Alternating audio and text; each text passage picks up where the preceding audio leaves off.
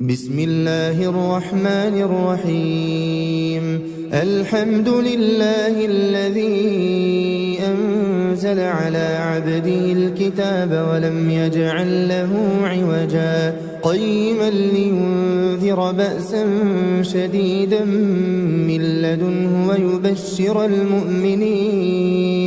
ويبشر المؤمنين الذين يعملون الصالحات أن لهم أجرا حسنا ماكثين فيه أبدا وينذر الذين قالوا اتخذ الله ولدا ما لهم به من علم ولا لآبائهم كبرت كلمة تخرج من أفواههم إن يقولون إلا كذبا فلعلك باخع نفسك على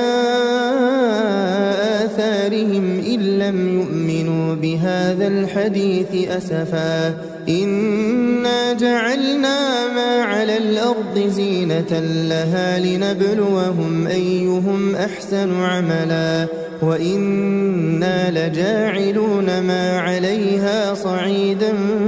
جرزا أم حسبت أن أصحاب الكهف والرقيم كانوا من آياتنا عجبا إذ أوى الفتية إلى الكهف فقالوا ربنا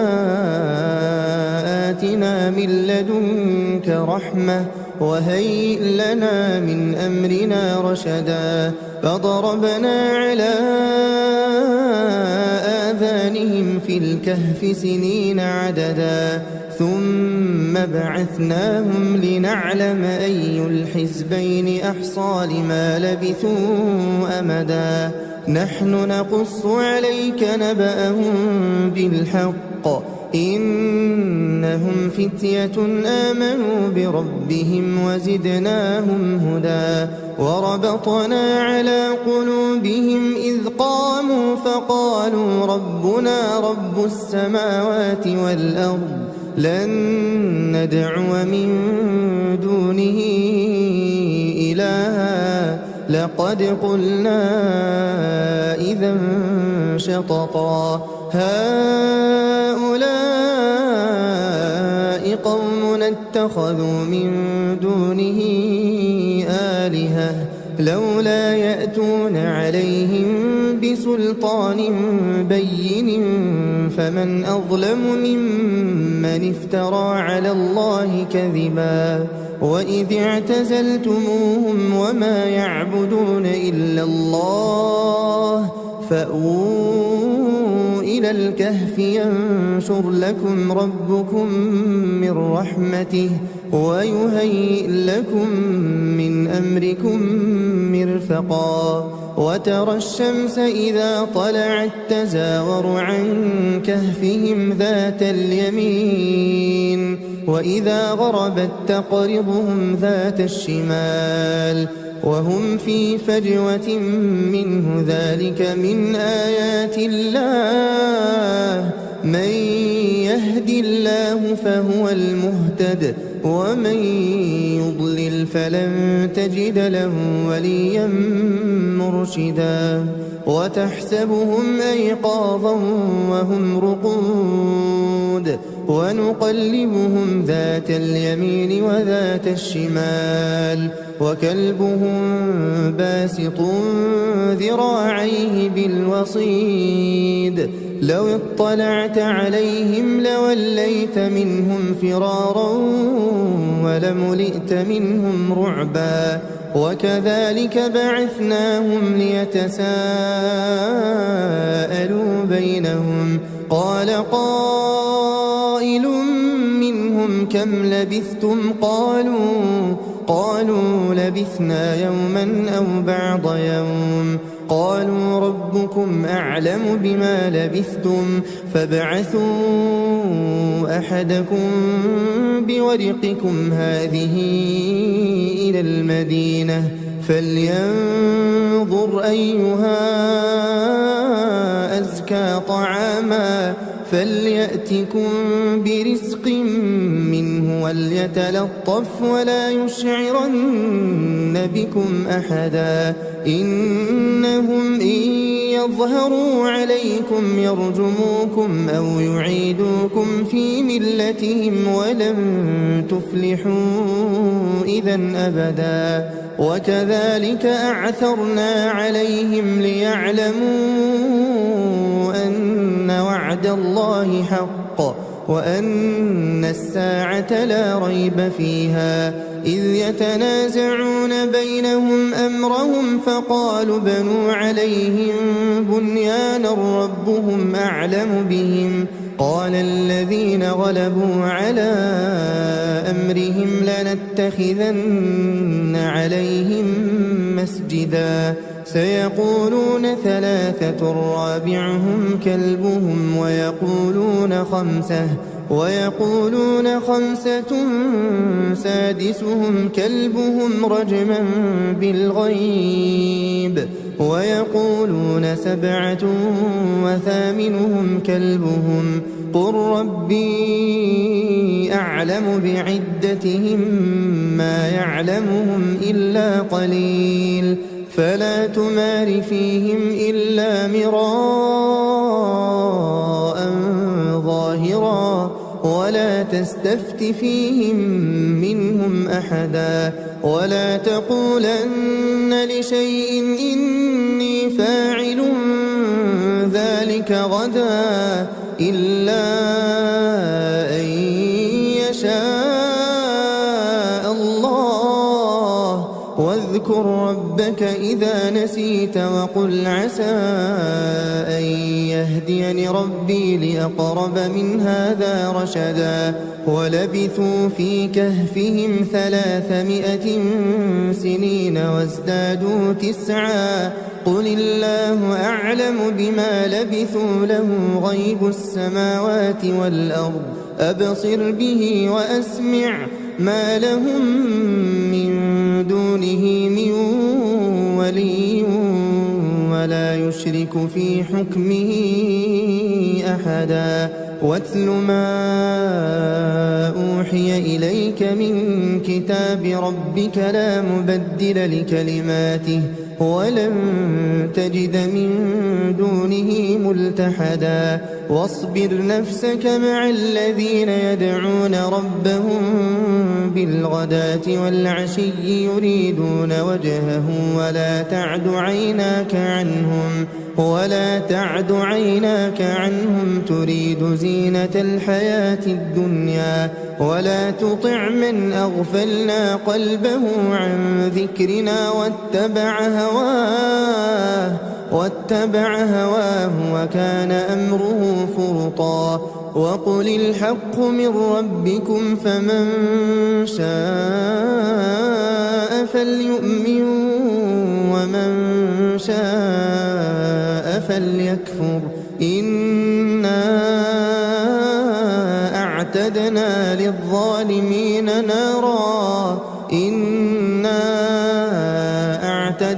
للظالمين نارا أحاط بهم سرادقها وإن يستغيثوا يغاثوا بماء كالمهل يشوي الوجوه بئس الشراب وساءت مرتفقا إن الذين آمنوا وعملوا الصالحات إنا لا نضيع أجر من أحسن عملا أولئك لهم جنات عدن تجري من تحتهم الأنهار يحلون فيها من أساور من ذهب ويلبسون ثيابا خضرا من سندس وإستبرق متكئين فيها على الأرائك نعم الثواب وحسنت مرتفقا واضرب لهم مثل الرجلين جعلنا لأحدهما جنتين من أعناب وحففناهما بنخل وجعلنا بينهما زرعا كلتا الجنتين آتت أكلها ولم تظلم منه شيئا وفجرنا خلالهما نهرا وكان له ثمر فقال لصاحبه وهو يحاوره أنا أكثر منك مالا وأعز نفرا ودخل جنته وهو ظالم لنفسه قال ما أظن أن تبيد هذه أبدا وما أظن الساعة قائمة ولئن رددت إلى ربي لأجدن خيرا منها منقلبا قال له صاحبه وهو يحاوره أكفرت بالذي خلقك من تراب ثم من نطفة ثم سواك رجلا لكن هو الله ربي ولا أشرك بربي أحدا ولولا إذ دخلت جنتك قلت ما شاء الله لا قوة إلا بالله إن ترني أنا أقل منك مالا وولدا فعسى ربي أن يؤتيني خيرا من جنتك ويرسل عليها حسبانا من السماء فتصبح صعيدا زلقا أو يصبح ماؤها غورا فلن تستطيع له طلبا وأحيط بثمره فأصبح يقلب كفيه على ما أنفق فيها وهي خاوية على عروشها ويقول يا ليتني لم أشرك بربي أحدا ولم تكن له فئة ينصرونه من دون الله وما كان منتصرا هنالك الولاية لله الحق هو خير ثوابا وخير عقبا واضرب لهم مثل الحياة الدنيا كماء إن أنزلناه من السماء فاختلط به نبات الأرض فأصبح هشيما تذروه الرياح وكان الله على كل شيء مقتدرا المال والبنون زينة الحياة الدنيا والباقيات الصالحات خير عند ربك ثوابا وخير أملا ويوم نسير الجبال وترى الأرض بارزة وحشرناهم فلم نغادر منهم أحدا وعرضوا على ربك صفا لقد جئتمونا كما خلقناكم أول مرة بل زعمتم أن لن نجعل لكم موعدا ووضع الكتاب فترى المجرمين مشفقين مما فيه ويقولون يا ويلتنا ما لهذا الكتاب لا يغادر صغيرة ولا كبيرة إلا أحصاها ووجدوا ما عملوا حاضرا ولا يظلم ربك أحدا وإذ قلنا للملائكة اسجدوا لآدم فسجدوا إلا إبليس كان من الجن ففسق عن أمر ربه أفتتخذونه وذريته أولياء من دوني وهم لكم عدو بئس للظالمين بدلا ما أشهدتهم خلق السماوات والأرض ولا خلق أنفسهم وما كنت متخذ المضلين عضدا ويوم يقول نادوا شركائي الذين زعمتم فدعوهم فلم يستجيبوا لهم وجعلنا بينهم موبقا ورأى المجرمون النار فظنوا أنهم مواقعوها ولم يجدوا عنها مصرفا ولقد صرفنا في هذا القرآن للناس من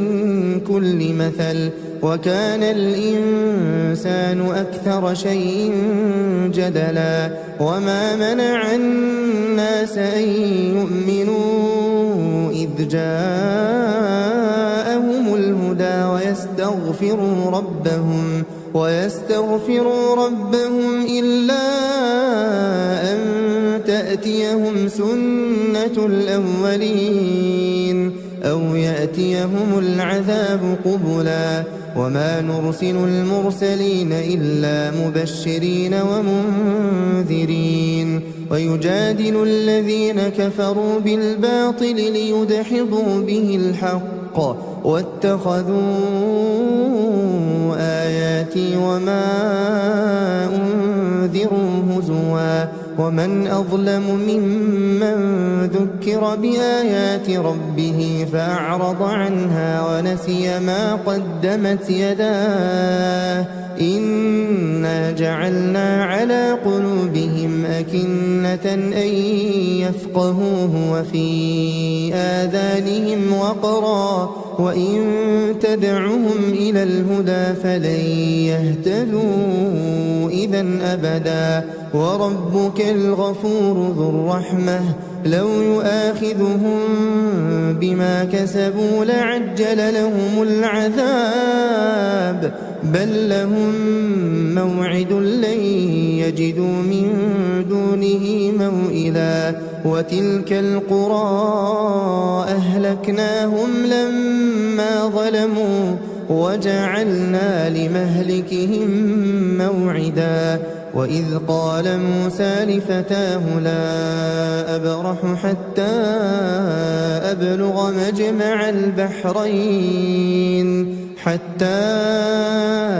أبلغ مجمع البحرين أو أمضي حقبا فلما بلغا مجمع بينهما نسيا حوتهما فاتخذ سبيله في البحر سربا فلما جاوزا قال لفتاه آتنا غداءنا لقد لقينا من سفرنا هذا نصبا قال أرأيت إذ أوينا إلى الصخرة فإني نسيت الحوت وما أنسانيه إلا الشيطان أن أذكره واتخذ سبيله في البحر عجبا قال ذلك ما كنا نبغي فارتدا على آثارهما قصصا فوجدا عبدا من عبادنا آتيناه رحمة من عندنا وعلمناه من لدنا علما قال له موسى هل أتبعك على أن تعلمني مما علمت رشدا قال إنك لن تستطيع معي صبرا وكيف تصبر على ما لم تحط به خبرا قال ستجدني إن شاء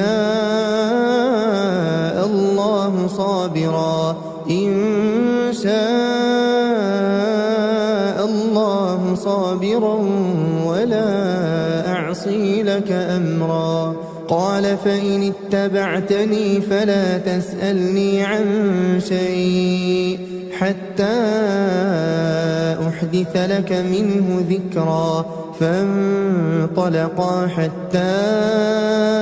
إذا ركبا في السفينة خرقها قال أخرقتها لتغرق أهلها لقد جئت شيئا إمرا. قال ألم أقل إنك لن تستطيع معي صبرا. قال لا تؤاخذني بما نسيت ولا ترهقني من أمري عسرا. فانطلقا حتى إذا لقيا غلاما فقتله قال أقتلت نفسا زكية بغير نفس لقد جئت شيئا نكرا. قال ألم أقل لك إنك لن تستطيع معي صبرا. قال إن سألتك عن شيء بعدها فلا تصاحبني قد بلغت من لدني عذرا. فانطلقا حتى إذا أتيا أهل قرية استطعما أهلها فأبوا أن يضيفوهما فوجدا فيها جدارا يريد أن ينقض فأقامه. قال لو شئت لاتخذت عليه أجرا. قال هذا فراق بيني وبينك سأنبئك بتأويل ما لم تستطع عليه صبرا. أما السفينة فكانت لمساكين يعملون في البحر فأردت أن أعيبها وكان وراءهم ملك يأخذ كل سفينة غصبا. وأما الغلام فكان أبواه مؤمنين فخشينا أن يرهقهما طغيانا وكفرا. فأردنا أن يبدلهما ربهما خيرا منه زكاة وأقرب رحما. وأما الجدار فكان لغلامين يتيمين في المدينة وكان تحته كنز لهما وكان أبوهما صالحا. فأراد ربك أن يبلغا أشدهما ويستخرجا كنزهما رحمة من ربك وما فعلته عن أمري ذلك تأويل ما لم تسطع عليه صبرا. ويسألونك عن ذي القرنين قل سأتلو عليكم منه ذكرا. إنا مكنا له في الأرض وآتيناه من كل شيء سببا. فأتبع سببا حتى إذا بلغ مغرب الشمس وجدها تغرب في عين حمئة ووجد عندها قوما قلنا يا ذا القرنين إما أن تعذب وإما أن تتخذ فيهم حسنا. قال أما من ظلم فسوف نعذبه ثم يرد إلى ربه فيعذبه عذابا نكرا. وأما من آمن وعمل صالحا فله جزاء الحسنى وسنقول له من أمرنا يسرا. ثم أتبع سببا حتى إذا بلغ مطلع الشمس وجدها تطلع على قوم لم نجعل لهم من دونها سترا. كذلك وقد أحطنا بما لديه خبرا. ثم أتبع سببا حتى إذا إذا بلغ بين السدين وجد من دونهما قوما لا يكادون يفقهون قولا قالوا يا ذا القرنين إن يأجوج ومأجوج مفسدون في الأرض فهل نجعل لك خرجا على أن تجعل بيننا وبينهم سدا قال ما مكني فيه ربي خير فأعينوني بقوة أجعل بينكم وبينهم ردما آتوني زبر الحديد حتى إذا ساوى بين الصدفين قال انفخوا حتى إذا جعله نارا قال آتوني أفرغ عليه قطرا فما استطاعوا أن يظهروه وما استطاعوا له نقبا قال هذا رحمة من ربي فإذا جاء وعد ربي جعله دكاء وكان وعد ربي حقا وتركنا بعضهم يومئذ يموج في بعض ونفخ في الصور فجمعناهم جمعا وعرضنا جهنم يومئذ للكافرين عرضا الذين كانت أعينهم في غطاء عن ذكري وكانوا لا يستطيعون سمعا أفحسب الذين كفروا أن يتخذوا عبادي من دوني أولياء إنا أعتدنا جهنم للكافرين نزلا قل هل ننبئكم بالأخسرين أعمالا الذين ضل سعيهم في الحياة الدنيا وهم يحسبون أنهم يحسنون صنعا أولئك الذين كفروا بآيات ربهم ولقائه فحبطت أعمالهم فلا نقيم لهم يوم القيامة وزنا ذلك جزاؤهم جهنم بما كفروا واتخذوا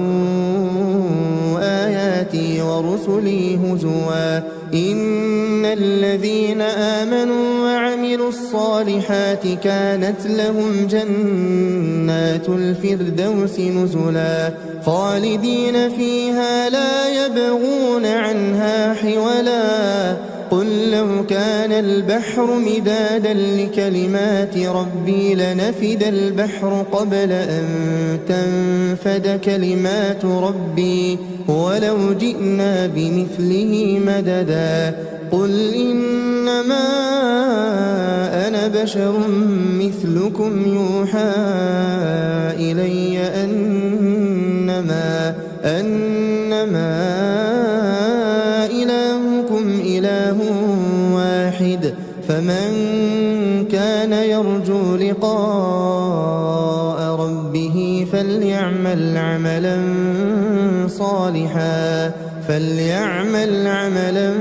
صالحا ولا يشرك بعبادة ربه أحدا بسم الله الرحمن الرحيم الحمد لله الذي أنزل على عبده الكتاب ولم يجعل له عوجا قيما لينذر بأسا شديدا من لدنه ويبشر المؤمنين الذين يعملون الصالحات أن لهم أجرا حسنا ماكثين فيه أبدا وينذر الذين قالوا اتخذ الله ولدا ما لهم به من علم ولا لآبائهم كبرت كلمة تخرج من أفواههم إن يقولون إلا كذبا فلعلك باخع نفسك على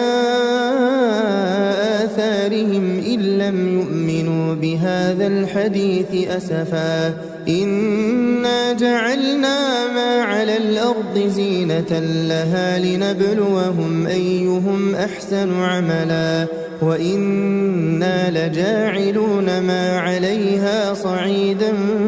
جرزا أم حسبت أن أصحاب الكهف والرقيم كانوا من آياتنا عجبا إذ أوى الفتية إلى الكهف فقالوا ربنا آتنا من لدنك رحمة وهيئ لنا من أمرنا رشدا فضربنا على آذانهم في الكهف سنين عددا ثم بعثناهم لنعلم أي الحزبين أحصى لما لبثوا أمدا نحن نقص عليك نبأهم بالحق إنهم فتية آمنوا بربهم وزدناهم هدى وربطنا على قلوبهم إذ قاموا فقالوا ربنا رب السماوات والأرض لن ندعو من دونه إلها لقد قلنا إذا شططا هؤلاء قومنا اتخذوا من دونه آلهة لولا يأتون عليهم بسلطان بين فمن أظلم ممن افترى على الله كذبا وإذ اعتزلتموهم وما يعبدون إلا الله فأووا إلى الكهف ينشر لكم ربكم من رحمته ويهيئ لكم من أمركم مرفقا وترى الشمس إذا طلعت تزاور عن كهفهم ذات اليمين وإذا غربت تقرضهم ذات الشمال وهم في فجوة منه ذلك من آيات الله من يهد الله فهو المهتد ومن يضلل فلن تجد له وليا مرشدا وتحسبهم أيقاظا وهم رقود ونقلبهم ذات اليمين وذات الشمال وكلبهم باسط ذراعيه بالوصيد لو اطلعت عليهم لوليت منهم فرارا ولملئت منهم رعبا وكذلك بعثناهم ليتساءلوا بينهم قال قائل منهم كم لبثتم قالوا لبثنا يوما أو بعض يوم قالوا ربكم أعلم بما لبثتم فابعثوا أحدكم بورقكم هذه إلى المدينة فلينظر أيها أزكى طعاما فليأتكم برزق منه وليتلطف ولا يشعرن بكم أحدا إنهم إن يظهروا عليكم يرجموكم أو يعيدوكم في ملتهم ولن تفلحوا إذا أبدا وكذلك أعثرنا عليهم ليعلموا أن وعد الله حق وأن الساعة لا ريب فيها إذ يتنازعون بينهم أمرهم فقالوا بنوا عليهم بنيانا ربهم أعلم بهم قال الذين غلبوا على أمرهم لنتخذن عليهم مسجدا سيقولون ثلاثة رابعهم كلبهم ويقولون خمسة سادسهم كلبهم رجما بالغيب ويقولون سبعة وثامنهم كلبهم قل ربي أعلم بعدتهم ما يعلمهم إلا قليل فلا تمار فيهم إلا مراء ظاهرا ولا تستفت فيهم منهم أحدا ولا تقولن لشيء إني فاعل ذلك غدا إلا أن يشاء الله واذكر ربك إذا نسيت وقل عسى أن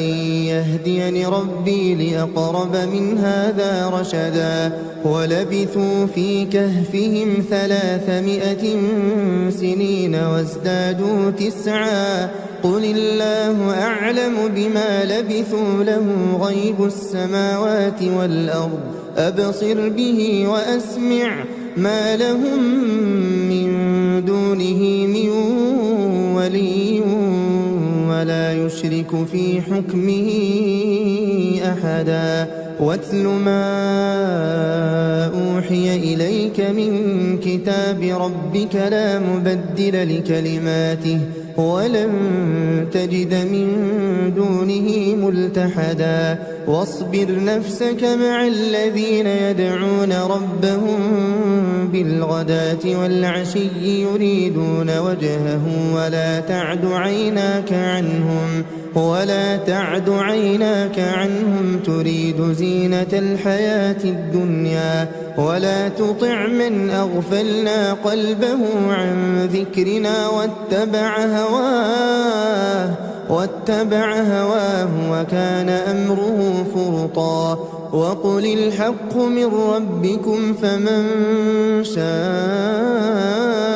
فليؤمن ومن شاء فليكفر إنا أعتدنا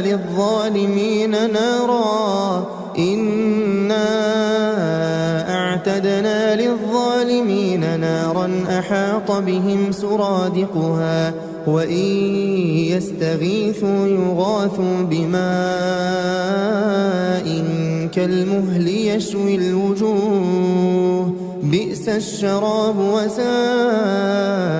مرتفقا إن الذين آمنوا وعملوا الصالحات إنا لا نضيع أجر من أحسن عملا أولئك لهم جنات عدن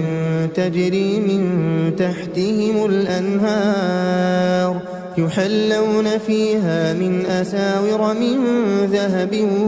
ويلبسون ثيابا خضرا من سندس وإستبرق متكئين فيها على الأرائك نعم الثواب وحسنت مرتفقا واضرب لهم مثل الرجلين جعلنا لأحدهما جنتين من أعناب وحففناهما بنخل وجعلنا بينهما زرعا كلتا الجنتين آتت أكلها ولم تظلم منه شيئا وفجرنا خلالهما نهرا وكان له ثمر فقال لصاحبه وهو يحاوره أنا أكثر منك مالا وأعز نفرا ودخل جنته وهو ظالم لنفسه قال ما أظن أن تبيد هذه أبدا وما أظن الساعة قائمة ولئن رددت ولئن رددت إلى ربي لأجدن خيرا منها منقلبا قال له صاحبه وهو يحاوره أكفرت بالذي خلقك من تراب ثم من نطفة ثم سواك رجلا لكن هو الله ربي ولا أشرك بربي أحدا ولولا إذ دخلت جنتك قلت ما شاء الله لا قوة إلا بالله إن ترني أنا أقل منك مالا وولدا فعسى ربي أن يؤتيني خيرا من جنتك ويرسل عليها حسبانا من السماء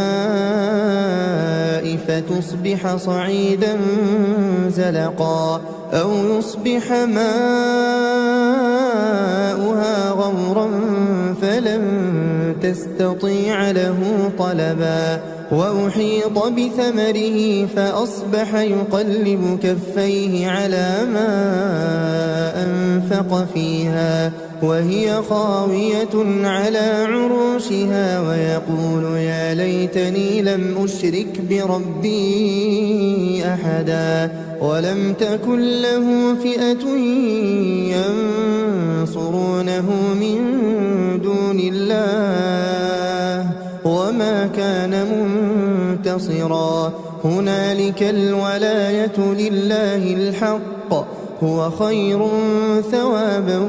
وخير عقبا واضرب لهم مثل الحياة الدنيا كماء إن أنزلناه من السماء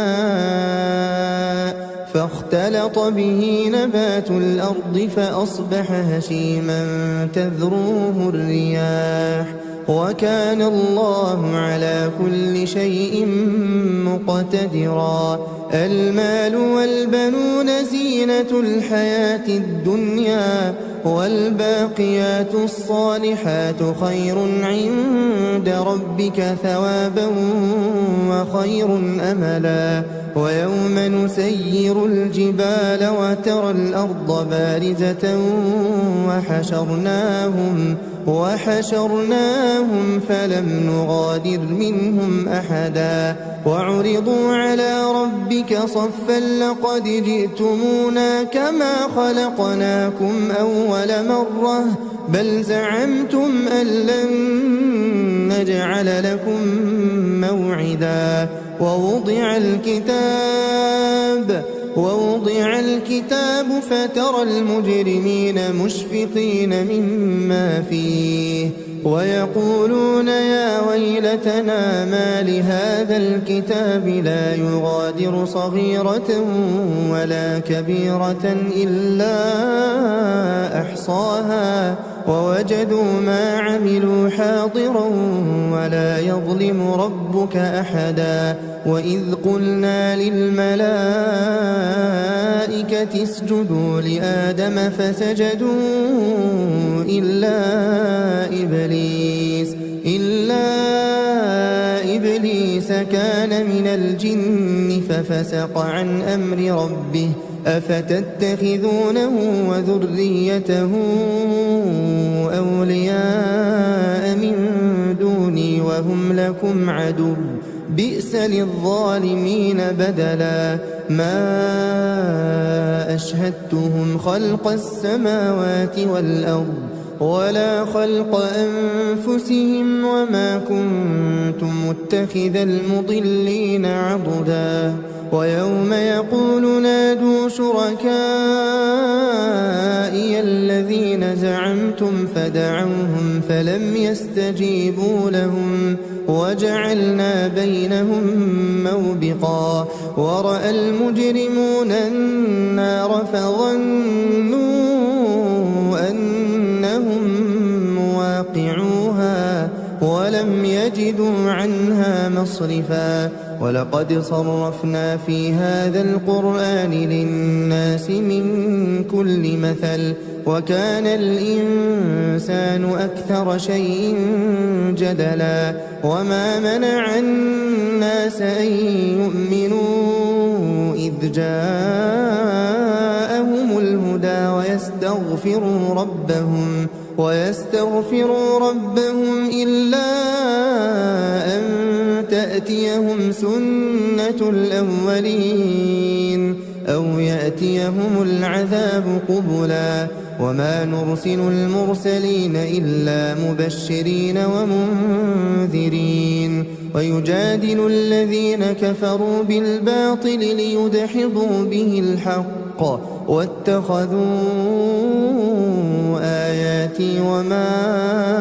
أنذروا هزوا ومن أظلم ممن ذكر بآيات ربه فأعرض عنها ونسي ما قدمت يداه إنا جعلنا على قلوبهم أكنة أن يفقهوه وفي آذانهم وقرا وإن تدعهم إلى الهدى فلن يهتدوا إذا أبدا وربك الغفور ذو الرحمة لو يؤاخذهم بما كسبوا لعجل لهم العذاب بل لهم موعد لن يجدوا من دونه موئلا وتلك القرى أهلكناهم لما ظلموا وجعلنا لمهلكهم موعدا وإذ قال موسى لفتاه لا أبرح حتى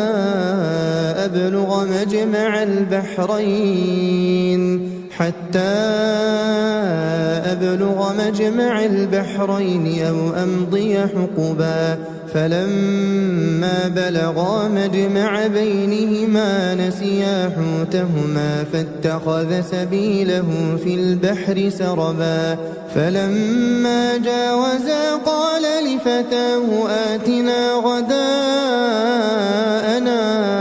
لقد لقينا من سفرنا هذا نصبا قال أرأيت إذ أوينا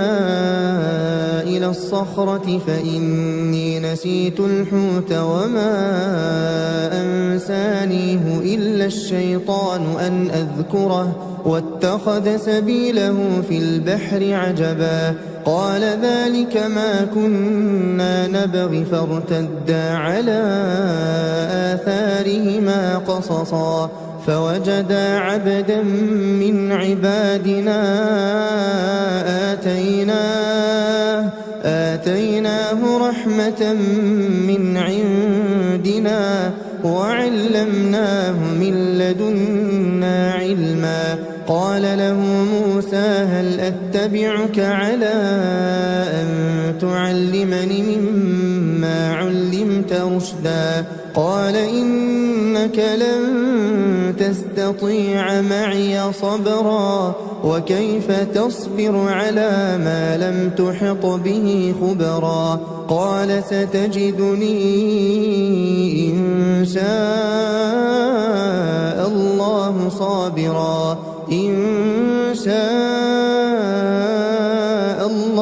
صابرا ولا أعصي لك أمرا قال فإن اتبعتني فلا تسألني عن شيء حتى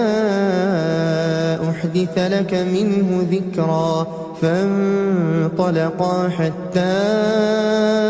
إذا ركبا في السفينة خرقها قال أخرقتها لتغرق أهلها لقد جئت شيئا إمرا قال ألم أقل إنك لن تستطيع معي صبرا قال لا تؤاخذني بما نسيت ولا ترهقني من أمري عسرا فانطلقا حتى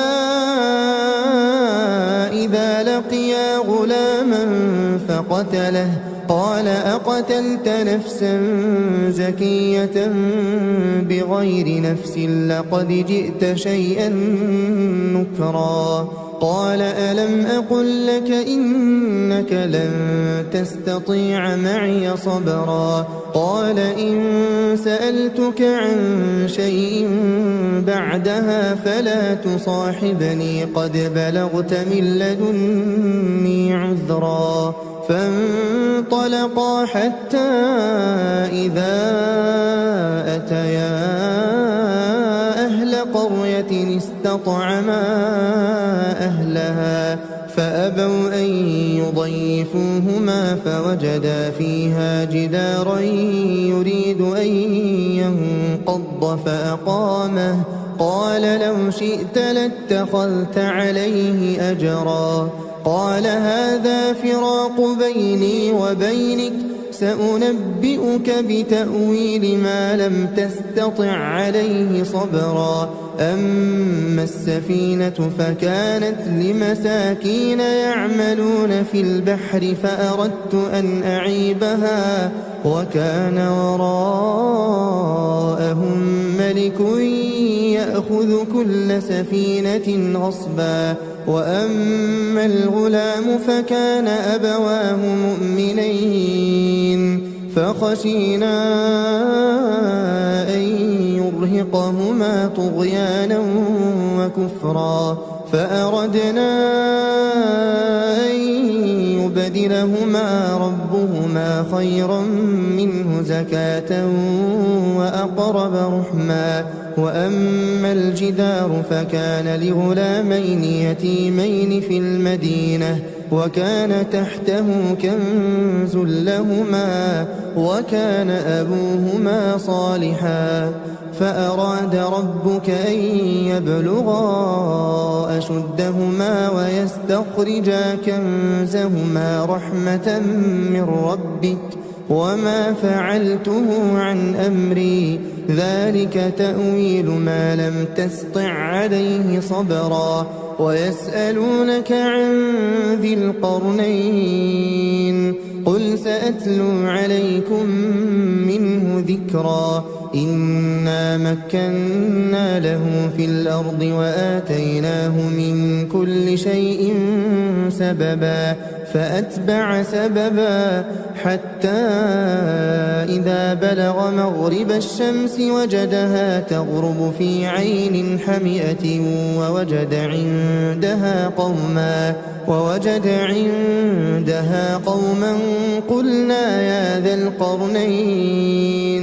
قلنا يا ذا القرنين إما أن تعذب وإما أن تتخذ فيهم حسنا قال أما من ظلم فسوف نعذبه ثم يرد إلى ربه فيعذبه عذابا نكرا وأما من آمن وعمل صالحا فله جزاء الحسنى وسنقول له من أمرنا يسرا ثم أتبع سببا حتى إذا بلغ مطلع الشمس وجدها تطلع على قوم لم نجعل لهم من دونها سترا كذلك وقد أحطنا بما لديه خبرا ثم أتبع سببا حتى إذا بلغ بين السدين وجد من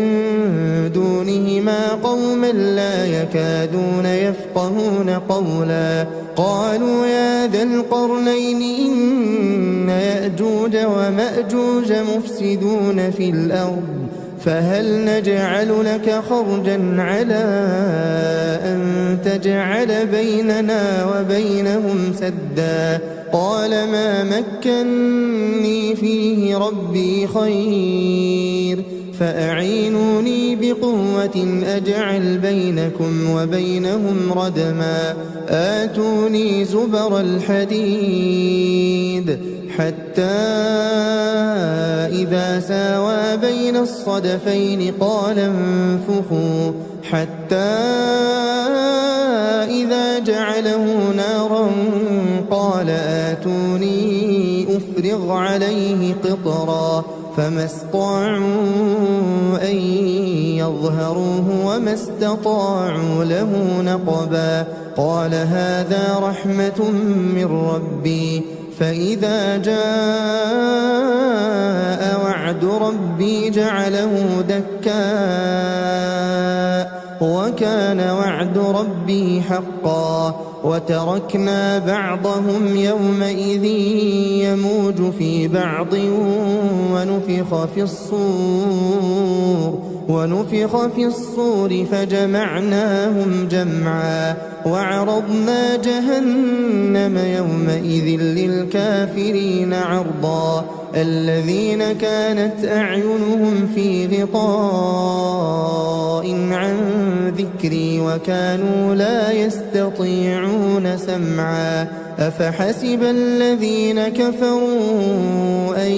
يتخذوا عبادي من دوني أولياء إنا أعتدنا جهنم للكافرين نزلا قل هل ننبئكم بالأخسرين أعمالا الذين ضل سعيهم في الحياة الدنيا وهم يحسبون أنهم يحسنون صنعا أولئك الذين كفروا بآيات ربهم ولقائه فحبطت أعمالهم فلا نقيم لهم يوم القيامة وزنا ذلك جزاؤهم جهنم بما كفروا واتخذوا آياتي ورسلي هزوا إن الذين آمنوا وعملوا الصالحات كانت لهم جنات الفردوس نزلا خالدين فيها لا يبغون عنها حولا قل لو كان البحر مدادا لكلمات ربي لنفد البحر قبل أن تنفد كلمات ربي ولو جئنا بمثله مددا قل إنما أنا بشر مثلكم يوحى إلي أنما إلهكم إله واحد فمن كان يرجو لقاء ربه فليعمل عملا صالحا ولا يشرك بعبادة ربه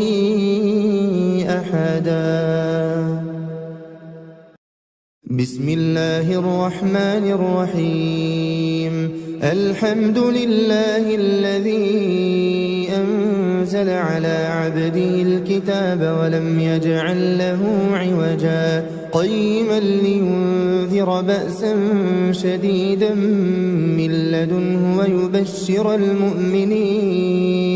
ويبشر المؤمنين الذين يعملون الصالحات أن لهم أجرا حسنا ماكثين فيه أبدا وينذر الذين قالوا اتخذ الله ولدا ما لهم به من علم ولا لآبائهم كبرت كلمة تخرج من أفواههم إن يقولون إلا كذبا فلعلك باخع نفسك على آثارهم إن لم يؤمنوا بهذا الحديث أسفا إنا جعلنا ما على الأرض زينة لها لنبلوهم أيهم أحسن عملا وإنا لجاعلون ما عليها صعيدا جرزا أم حسبت أن أصحاب الكهف والرقيم كانوا من آياتنا آياتنا عجبا إذ أوى الفتية إلى الكهف فقالوا ربنا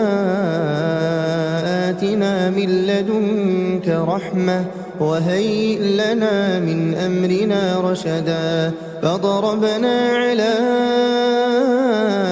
آذانهم في الكهف سنين عددا ثم بعثناهم لنعلم أي الحزبين أحصى لما لبثوا أمدا نحن نقص عليك نبأهم بالحق إنهم فتية آمنوا بربهم وزدناهم هدى وربطنا على قلوبهم إذ قاموا فقالوا ربنا رب السماوات والأرض لن ندعو من دونه إلها لقد قلنا إذا شططا هؤلاء قوم اتخذوا من دونه آلهة لولا يأتون عليهم بسلطان بين فمن أظلم ممن افترى على الله كذبا وإذ اعتزلتموهم وما يعبدون إلا الله فأووا إلى الكهف ينشر لكم ربكم من رحمته ويهيئ لكم من أمركم مرفقا وترى الشمس إذا طلعت تزاور عن كهفهم ذات اليمين وإذا غربت تقرضهم ذات الشمال وهم في فجوة منه ذلك من آيات الله من يهد الله فهو المهتد ومن يضلل فلن تجد له وليا مرشدا وتحسبهم أيقاظا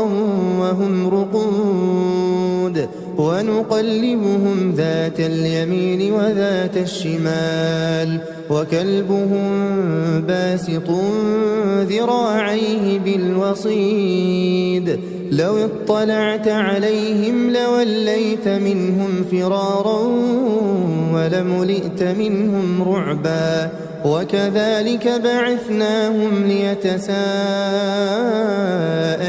بينهم قال قائل منهم كم لبثتم قالوا لبثنا يوما أو بعض يوم قالوا ربكم أعلم بما لبثتم فابعثوا أحدكم بورقكم هذه إلى المدينة فلينظر أيها أزكى طعاما فليأتكم برزق منه وليتلطف ولا يشعرن بكم أحدا إنهم إن يظهروا عليكم يرجموكم أو يعيدوكم في ملتهم ولن تفلحوا إذا أبدا وكذلك أعثرنا عليهم ليعلموا أن وعد الله حق وأن الساعة لا ريب فيها إذ يتنازعون بينهم أمرهم فقالوا بنوا عليهم بنيانا ربهم أعلم بهم قال الذين غلبوا على أمرهم لنتخذن عليهم مسجدا سيقولون ثلاثة رابعهم كلبهم ويقولون خمسة سادسهم كلبهم رجما بالغيب ويقولون سبعة وثامنهم كلبهم قل ربي أعلم بعدتهم ما يعلمهم إلا قليل فلا تمار فيهم إلا مراء ظاهرا ولا تستطيع تستفت فيهم منهم أحدا ولا تقولن لشيء إني فاعل ذلك غدا إلا أن يشاء الله واذكر ربك إذا نسيت وقل عسى أن يهديني ربي لأقرب من هذا رشدا ولبثوا في كهفهم 300 سنين وازدادوا 9 قل الله أعلم بما لبثوا له غيب السماوات والأرض أبصر به وأسمع ما لهم من دونه من ولي ولا يشرك في حكمه أحدا واتل ما أوحي إليك من كتاب ربك لا مبدل لكلماته ولن تجد من دونه ملتحدا واصبر نفسك مع الذين يدعون ربهم بالغداة والعشي يريدون وجهه ولا تعد عيناك عنهم تريد زينة الحياة الدنيا ولا تطع من أغفلنا قلبه عن ذكرنا واتبع هواه وكان أمره فرطا وقل الحق من ربكم فمن شاء فليؤمن ومن شاء فليكفر إنا أعتدنا للظالمين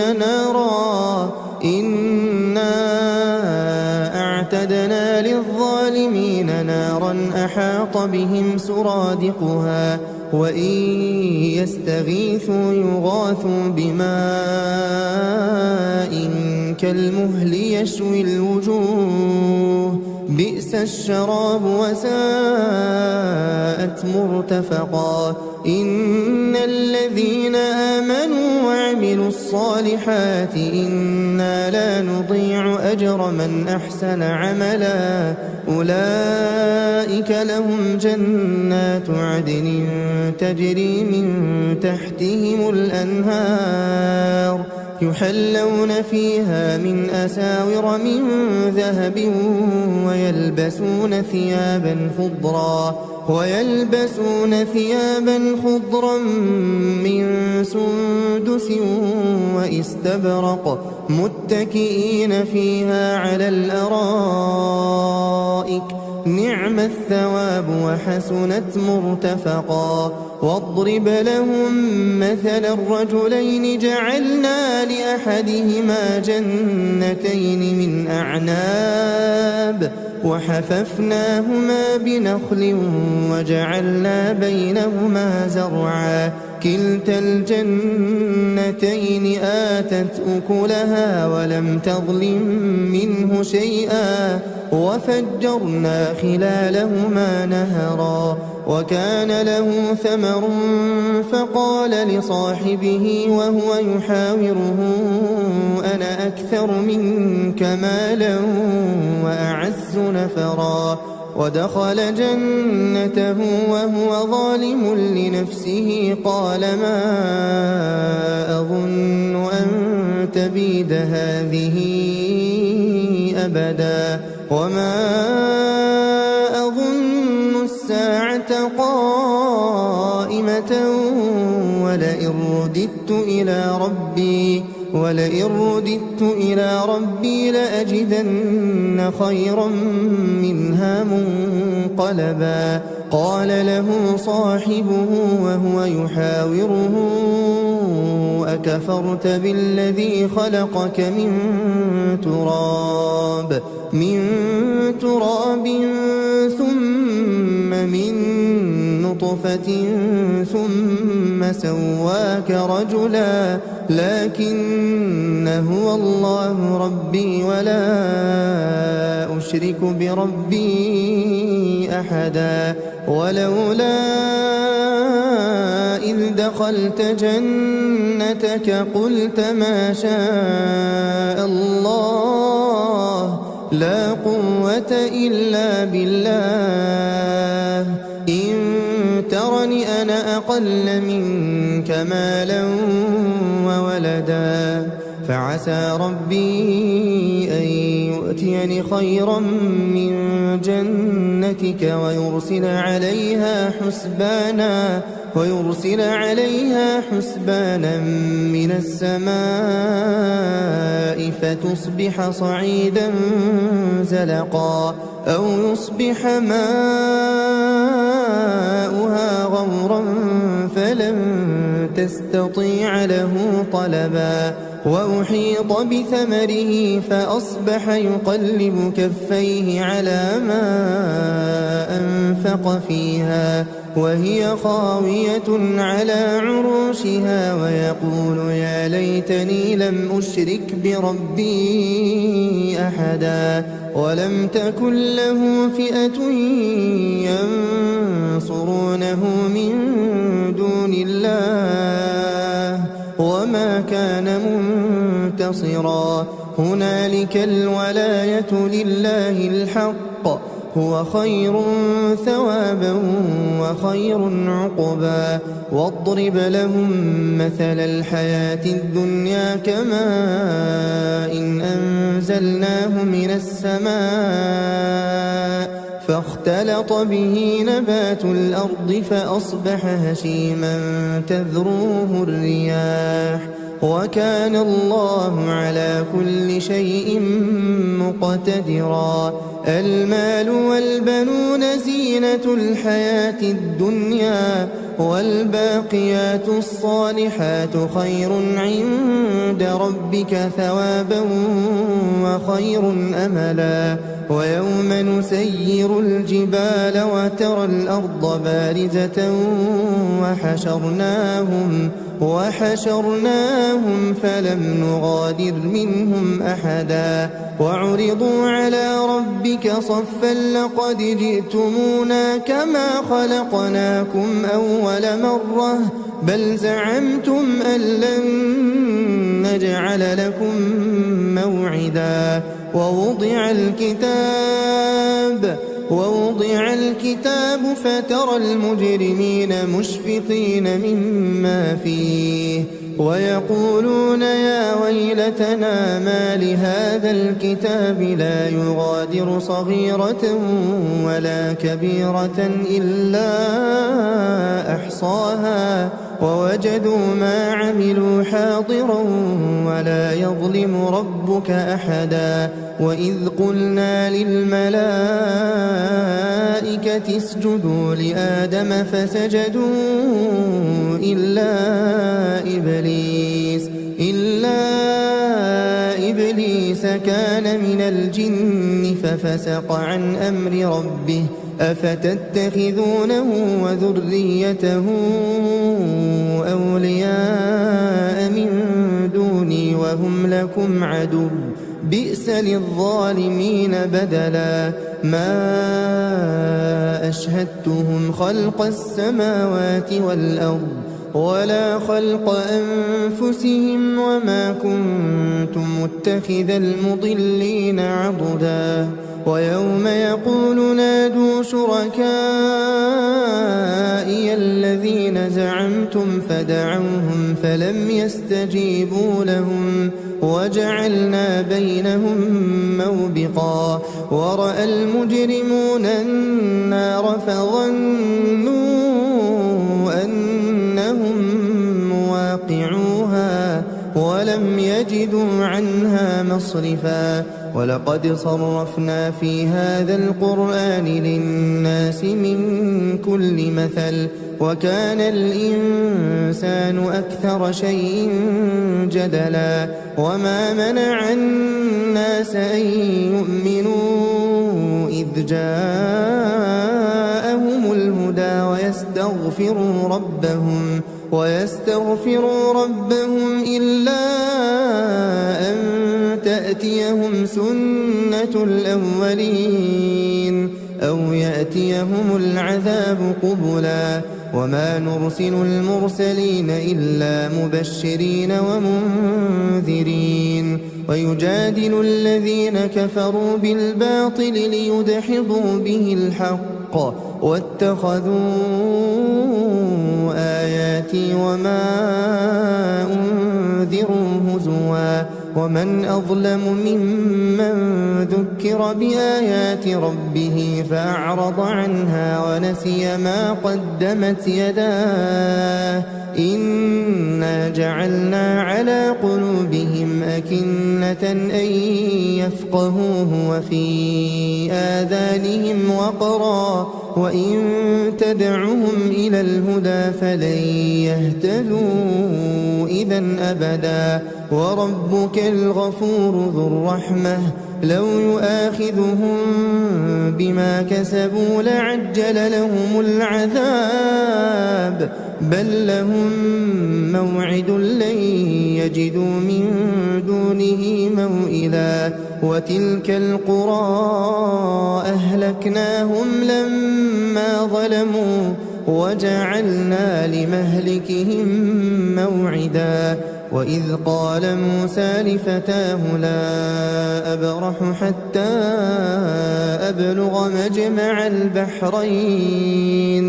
حتى أبلغ مجمع البحرين أو أمضي حقبا فلما بلغا مجمع بينهما نسيا حوتهما فاتخذ سبيله في البحر سربا فلما جاوزا قال لفتاه آتنا غداءنا لقد لقينا من سفرنا هذا نصبا قال أرأيت إذ أوينا إلى الصخرة فإني نسيت الحوت وما أنسانيه إلا الشيطان أن أذكره واتخذ سبيله في البحر عجبا قال ذلك ما كنا نبغي فارتدا على آثارهما قصصا فوجدا عبدا من عبادنا آتيناه رحمة من عندنا وعلمناه من لدنا علما قال له موسى هل أتبعك على أن تعلمني مما علمت رشدا قال إنك لن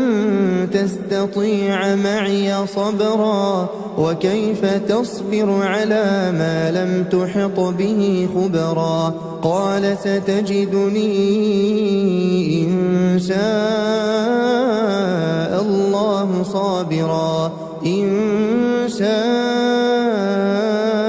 الله صابرا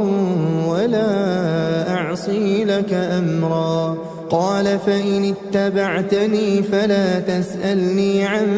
شيء حتى أحدث لك منه ذكرا فانطلقا حتى إذا ركبا في السفينة خرقها قال أخرقتها لتغرق أهلها لقد جئت شيئا إمرا قال ألم أقل إنك لن تستطيع معي صبرا قال لا تؤاخذني بما نسيت ولا ترهقني من أمري عسرا فانطلقا حتى إذا لقيا غلاما فقتله قال أقتلت نفسا زكية بغير نفس لقد جئت شيئا نكرا قال ألم أقل لك إنك لن تستطيع معي صبرا قال إن سألتك عن شيء بعدها فلا تصاحبني قد بلغت من لدني عذرا فانطلقا حتى إذا أتيا أهل قرية استطعما أهلها فأبوا أن يضيفوهما فوجدا فيها جدارا يريد أن ينقض فأقامه قال لو شئت لاتخذت عليه أجرا قال هذا فراق بيني وبينك سأنبئك بتأويل ما لم تستطع عليه صبرا أما السفينة فكانت لمساكين يعملون في البحر فأردت أن أعيبها وكان وراءهم ملك يأخذ كل سفينة غصبا وأما الغلام فكان أبواه مؤمنين فخشينا أن يرهقهما طغيانا وكفرا فأردنا أن يبدلهما ربهما خيرا منه زكاة وأقرب رحما وأما الجدار فكان لغلامين يتيمين في المدينة وكان تحته كنز لهما وكان أبوهما صالحا فأراد ربك أن يبلغا أشدهما ويستخرجا كنزهما رحمة من ربك وما فعلته عن أمري ذلك تأويل ما لم تسطع عليه صبرا ويسألونك عن ذي القرنين قل سأتلو عليكم منه ذكرا إنا مكنا له في الأرض وآتيناه من كل شيء سببا فأتبع سببا حتى إذا بلغ مغرب الشمس وجدها تغرب في عين حمئة ووجد عندها قوما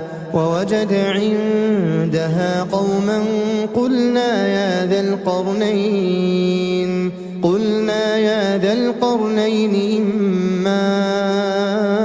أن تعذب وإما أن تتخذ فيهم حسنا قال أما من ظلم فسوف نعذبه ثم يرد إلى ربه فيعذبه عذابا نكرا وأما من آمن وعمل صالحا فله جزاء الحسنى وسنقول له من أمرنا يسرا ثم أتبع سببا حتى إذا بلغ مطلع الشمس وجدها تطلع على قوم لم نجعل لهم من دونها سترا كذلك وقد أحطنا بما لديه خبرا ثم أتبع سببا حتى إذا بلغ بين السدين وجد من دونهما قوما لا يكادون يفقهون قولا قالوا يا ذا القرنين إن يأجوج ومأجوج مفسدون في الأرض فهل نجعل لك خرجا على أن تجعل بيننا وبينهم سدا قال ما مكني فيه ربي خير فأعينوني بقوة أجعل بينكم وبينهم ردما آتوني زبر الحديد حتى إذا ساوى بين الصدفين قال انفخوا حتى إذا جعله نارا قال آتوني أفرغ عليه قطرا فما استطاعوا أن يظهروه وما استطاعوا له نقبا قال هذا رحمة من ربي فإذا جاء وعد ربي جعله دكاء وكان وعد ربي حقا وتركنا بعضهم يومئذ يموج في بعض ونفخ في الصور فجمعناهم جمعا وعرضنا جهنم يومئذ للكافرين عرضا الذين كانت أعينهم في غطاء عن ذكري وكانوا لا يستطيعون سمعا أفحسب الذين كفروا أن يتخذوا عبادي من دوني أولياء إنا أعتدنا جهنم للكافرين نزلا قل هل ننبئكم بالأخسرين أعمالا الذين ضل سعيهم في الحياة الدنيا وهم يحسبون أنهم يحسنون صنعا أولئك الذين كفروا بآيات ربهم ولقائه فحبطت أعمالهم فلا نقيم لهم يوم القيامة وزنا ذلك جزاؤهم جهنم بما كفروا واتخذوا آياتي ورسلي هزوا إن الذين آمنوا وعملوا الصالحات كانت لهم جنات الفردوس نزلا خالدين فيها لا يبغون عنها حولا قل لو كان البحر مدادا لكلمات ربي لنفد البحر قبل أن تنفد كلمات ربي ولو جئنا بمثله مددا قل إنما أنا بشر مثلكم يوحى إلي أنما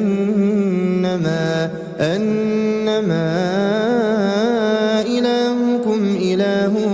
واحد فمن كان يرجو لقاء ربه فليعمل عملا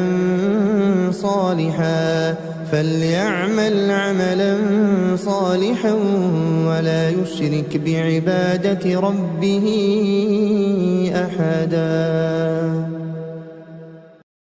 بسم الله الرحمن الرحيم الحمد لله الذي أنزل على عبده الكتاب ولم يجعل له عوجا قيما لينذر بأسا شديدا من لدنه ويبشر المؤمنين الذين يعملون الصالحات أن لهم أجرا حسنا ماكثين فيه أبدا وينذر الذين قالوا اتخذ الله ولدا ما لهم به من علم ولا لآبائهم كبرت كلمة تخرج من أفواههم إن يقولون إلا كذبا فلعلك باخع نفسك على آثارهم إن لم يؤمنوا بهذا الحديث أسفا إنا جعلنا ما على الأرض زينة لها لنبلوهم أيهم أحسن عملا وإنا لجاعلون ما عليها صعيدا جرزا أم حسبت أن أصحاب الكهف والرقيم كانوا من آياتنا عجبا إذ أوى الفتية إلى الكهف فقالوا ربنا آتنا من لدنك رحمة وهيئ لنا من أمرنا رشدا فضربنا على آذانهم في الكهف سنين عددا ثم بعثناهم لنعلم أي الحزبين أحصى لما لبثوا أمدا نحن نقص عليك نبأهم بالحق إنهم فتية آمنوا بربهم وزدناهم هدى وربطنا على قلوبهم إذ قاموا فقالوا ربنا رب السماوات والأرض لن ندعو من دونه إلها لقد قلنا إذا شططا هؤلاء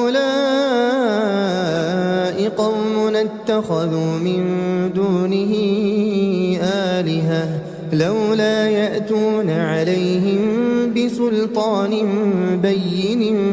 فمن أظلم ممن افترى على الله كذبا وإذ اعتزلتموهم وما يعبدون إلا الله فأووا إلى الكهف ينشر لكم ربكم من رحمته ويهيئ لكم من أمركم مرفقا وترى الشمس إذا طلعت تزاور عن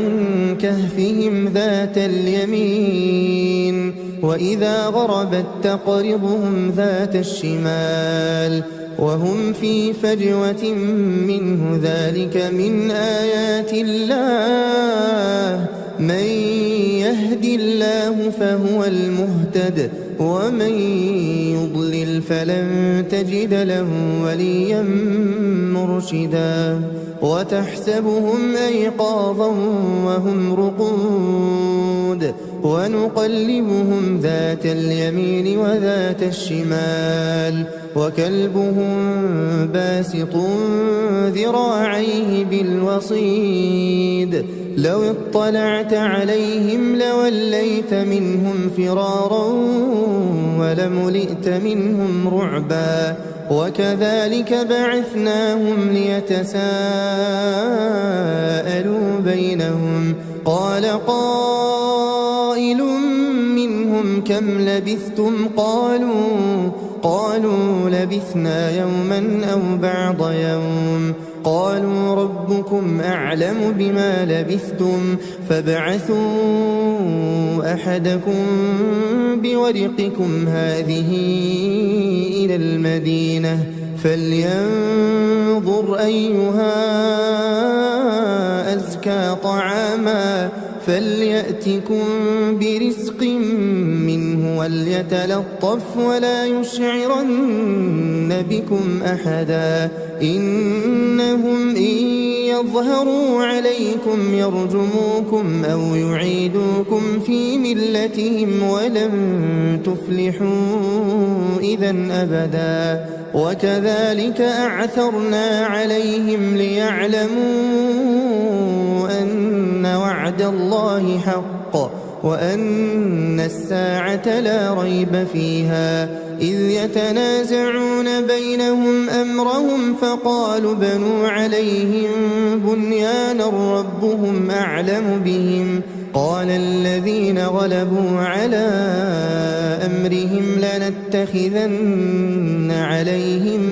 مسجدا سيقولون ثلاثة رابعهم كلبهم ويقولون خمسة سادسهم كلبهم رجما بالغيب ويقولون سبعة وثامنهم كلبهم قل ربي أعلم بعدتهم ما يعلمهم إلا قليل فلا تمار فيهم إلا مراء ظاهرا ولا تستفت فيهم منهم أحدا ولا تقولن لشيء إني فاعل ذلك غدا إلا أن يشاء الله واذكر ربك إذا نسيت وقل عسى أن يهديني ربي لأقرب من هذا رشدا ولبثوا في كهفهم 300 سنين وازدادوا 9 قل الله أعلم بما لبثوا له غيب السماوات والأرض أبصر به وأسمع ما لهم من دونه من ولي ولا يشرك في حكمه أحدا واتل ما أوحي إليك من كتاب ربك لا مبدل لكلماته ولن تجد من دونه ملتحدا واصبر نفسك مع الذين يدعون ربهم بالغداة والعشي يريدون وجهه ولا تعد عيناك عنهم تريد زينة الحياة الدنيا ولا تطع من أغفلنا قلبه عن ذكرنا واتبع هواه وكان أمره فرطا وقل الحق من ربكم فمن شاء فليؤمن ومن شاء فليكفر إنا أعتدنا للظالمين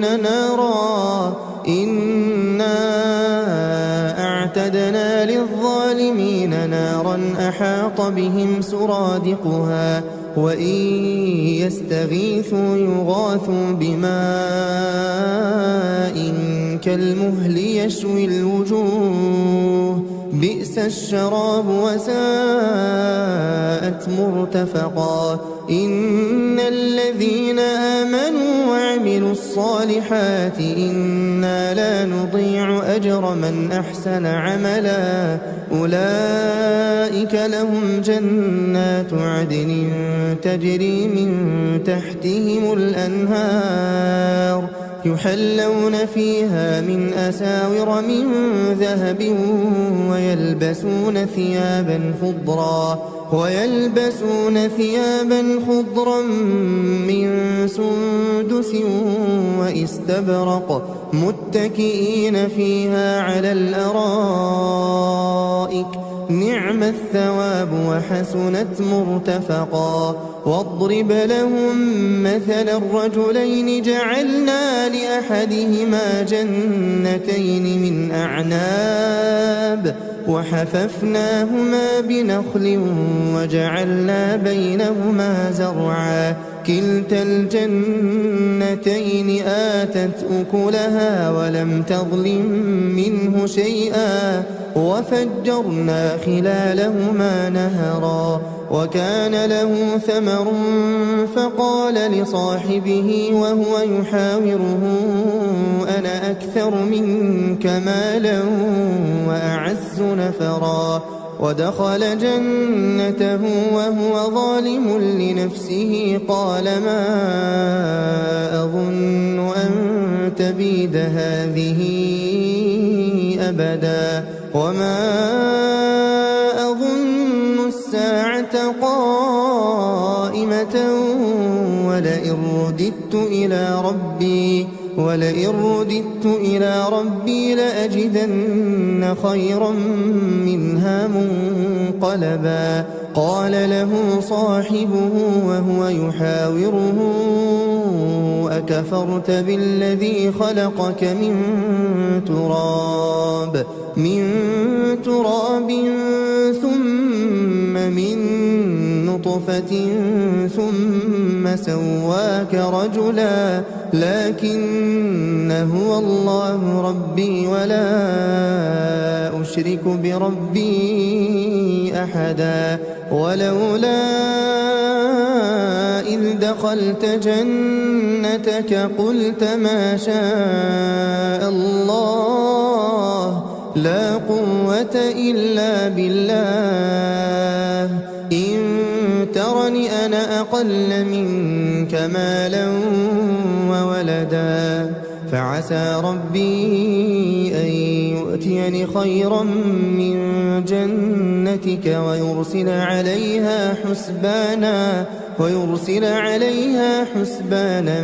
من السماء فتصبح صعيدا زلقا أو يصبح ماؤها غورا فلن تستطيع له طلبا وأحيط بثمره فأصبح يقلب كفيه على ما أنفق فيها وهي خاوية على عروشها ويقول يا ليتني لم أشرك بربي أحدا ولم تكن له فئة ينصرونه من دون الله وما كان منتصرا هنالك الولاية لله الحق هو خير ثوابا وخير عقبا واضرب لهم مثل الحياة الدنيا كماء إن أنزلناه من السماء فاختلط به نبات الأرض فأصبح هشيما تذروه الرياح وكان الله على كل شيء مقتدرا المال والبنون زينة الحياة الدنيا والباقيات الصالحات خير عند ربك ثوابا وخير أملا ويوم نسير الجبال وترى الأرض بارزة وحشرناهم فلم نغادر منهم أحدا وعرضوا على ربك صفا لقد جئتمونا كما خلقناكم أول مرة بل زعمتم أن لن نجعل لكم موعدا ووضع الكتاب فترى المجرمين مشفقين مما فيه ويقولون يا ويلتنا ما لهذا الكتاب لا يغادر صغيرة ولا كبيرة إلا أحصاها ووجدوا ما عملوا حاضرا ولا يظلم ربك أحدا وإذ قلنا للملائكة اسجدوا لآدم فسجدوا إلا إبليس كان من الجن ففسق عن أمر ربه أفتتخذونه وذريته أولياء من دوني وهم لكم عدو بئس للظالمين بدلا ما أشهدتهم خلق السماوات والأرض ولا خلق أنفسهم وما كنت متخذ المضلين عضدا ويوم يقول نادوا شركائي الذين زعمتم فدعوهم فلم يستجيبوا لهم وجعلنا بينهم موبقا ورأى المجرمون النار فظنوا أنهم مواقعوها ولم يجدوا عنها مصرفا ولقد صرفنا في هذا القرآن للناس من كل مثل وكان الإنسان أكثر شيء جدلا وما منع الناس أن يؤمنوا إذ جاءهم الهدى ويستغفروا ربهم إلا أن تأتيهم سنة الأولين أو يأتيهم العذاب قبلا وما نرسل المرسلين إلا مبشرين ومنذرين ويجادل الذين كفروا بالباطل ليدحضوا به الحق واتخذوا آياتي وما أنذروا هزوا ومن أظلم ممن ذكر بآيات ربه فأعرض عنها ونسي ما قدمت يداه إنا جعلنا على قلوبهم أكنة أن يفقهوه وفي آذانهم وقرا وإن تدعهم إلى الهدى فلن يهتدوا إذا أبدا وربك الغفور ذو الرحمة لو يؤاخذهم بما كسبوا لعجل لهم العذاب بل لهم موعد لن يجدوا من دونه موئلا وتلك القرى أهلكناهم لما ظلموا وجعلنا لمهلكهم موعدا وإذ قال موسى لفتاه لا أبرح حتى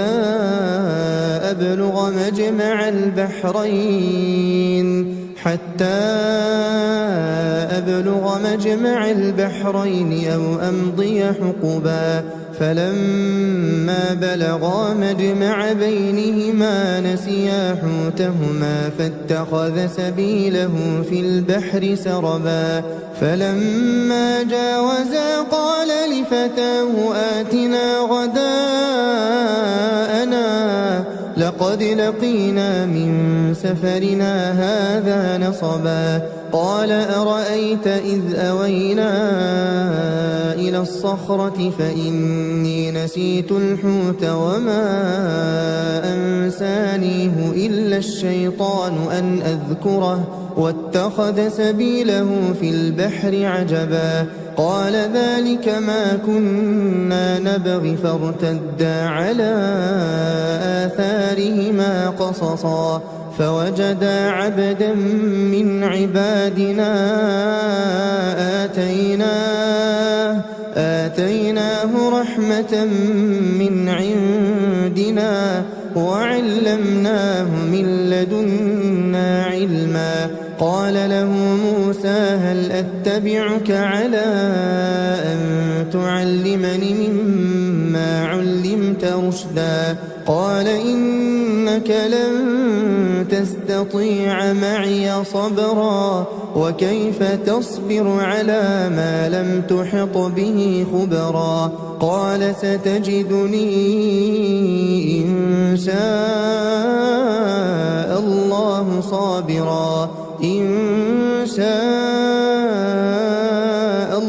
الله صابرا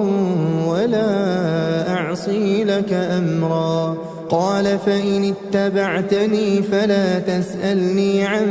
شيء حتى أحدث لك منه ذكرا فانطلقا حتى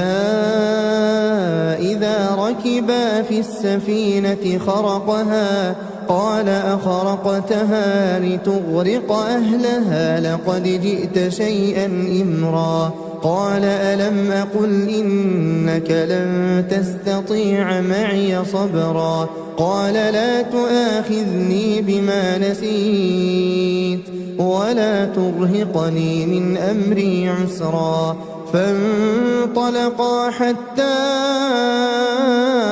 إذا لقيا غلاما فقتله قال أقتلت نفسا زكية بغير نفس لقد جئت شيئا نكرا قال ألم أقل لك إنك لن تستطيع معي صبرا قال إن سألتك عن شيء بعدها فلا تصاحبني قد بلغت من لدني عذرا فانطلقا حتى إذا أتيا أهل قرية استطعما أهلها فأبوا أن يضيفوهما فوجدا فيها جدارا يريد أن ينقض فأقامه قال لو شئت لاتخذت عليه أجرا قال هذا فراق بيني وبينك سأنبئك بتأويل ما لم تستطع عليه صبرا أما السفينة فكانت لمساكين يعملون في البحر فأردت أن أعيبها وكان وراءهم ملك يأخذ كل سفينة غصبا وأما الغلام فكان أبواه مؤمنين فخشينا أن يرهقهما طغيانا وكفرا فأردنا أن يبدلهما ربهما خيرا منه زكاة وأقرب رحما وأما الجدار فكان لغلامين يتيمين في المدينة وكان تحته كنز لهما وكان أبوهما صالحا فأراد ربك أن يبلغا أشدهما ويستخرجا كنزهما رحمة من ربك وما فعلته عن أمري ذلك تأويل ما لم تسطع عليه صبرا ويسألونك عن ذي القرنين قل سأتلو عليكم منه ذكرا إنا مكنا له في الأرض وآتيناه من كل شيء سببا فأتبع سببا حتى إذا بلغ مغرب الشمس وجدها تغرب في عين حمئة ووجد عندها قوما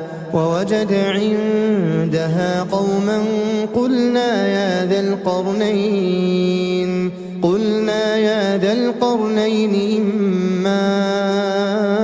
أن تعذب وإما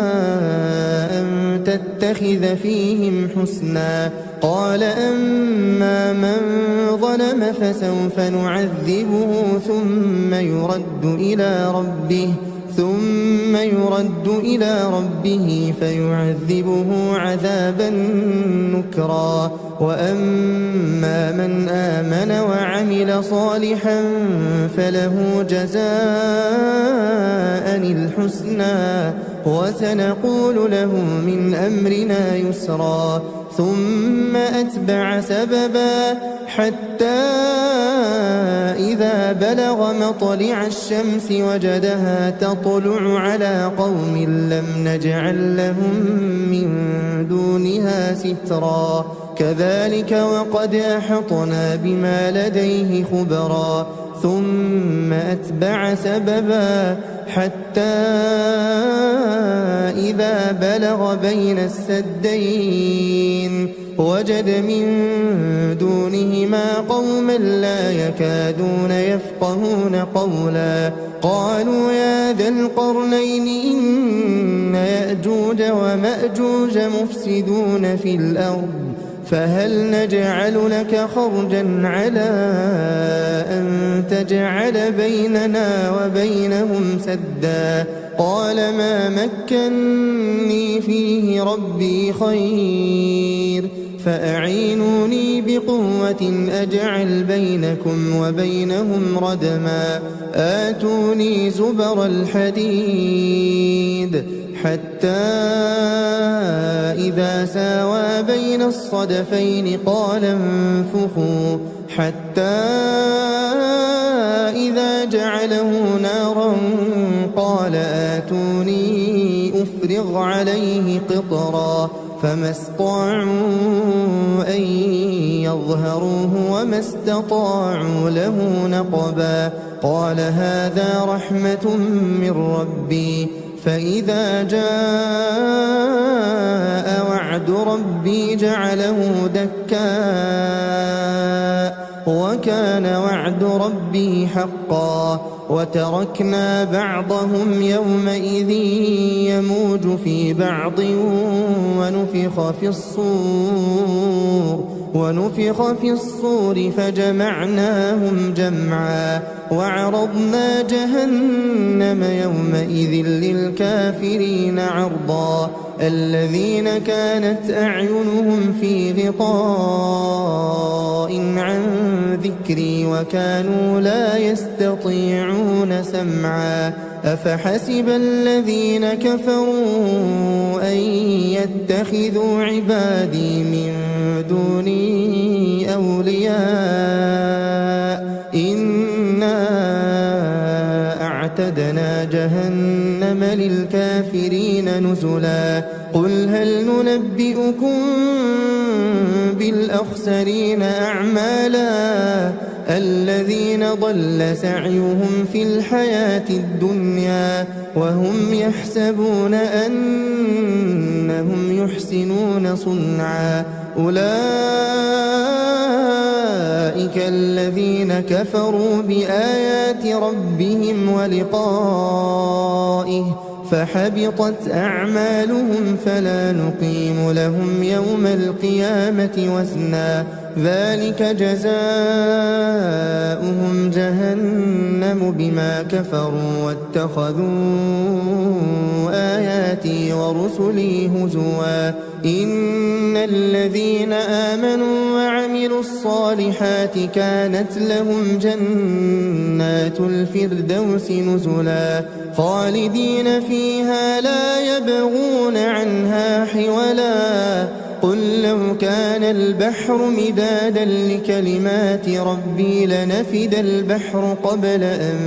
تنفد كلمات ربي ولو جئنا بمثله مددا قل إنما